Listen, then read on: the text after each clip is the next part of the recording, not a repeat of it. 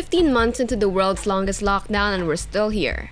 We're pretty sure you've tried multiple ways to cope with the non-stop emotional roller coaster. From making dalgona coffee to finally getting to that long must-watch list of movies you've accumulated over the years.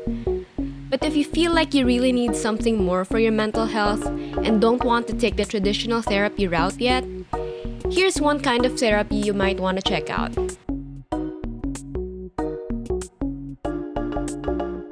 What's creative therapy anyway? Let's start with the basics. Edith Kramer and Margaret Nomberg pioneered art therapy in the US throughout the 1950s and 60s. They believed art and talk therapy should go hand in hand. Creative therapy integrates art and its different forms with healing. It could include visual arts, dance, music, and drama, just to name a few. We spoke to Dr. Gina Alfonso of Magis Creative Spaces to share with us how they conduct creative therapy. We take a very strength-based approach. So you're not going to come in and we're going to say, well, I think this is what's wrong with you. We will come in and say, well, what is it that you love to do?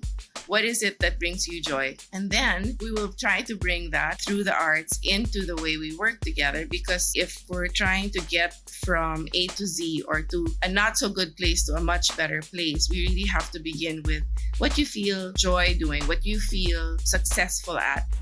Therapist is the typical term we use to describe our personal mental health professionals.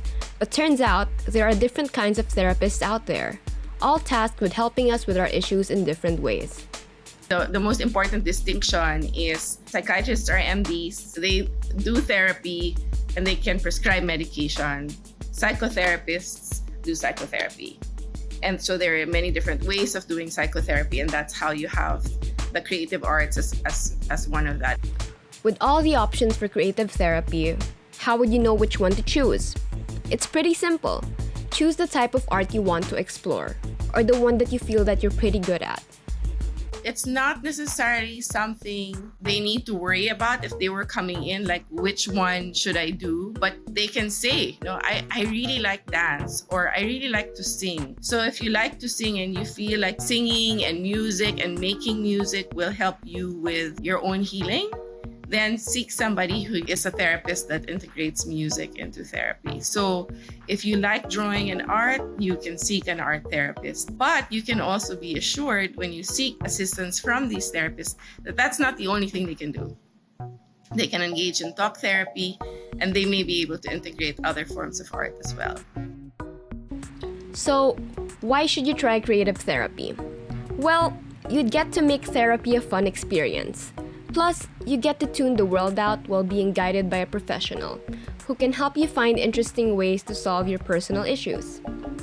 What I love about it is that it focuses so much on what you're really successful at. Because no matter how low we're feeling in our lives or how down we are, like during this pandemic, there's always something good that we can find that we're capable of doing.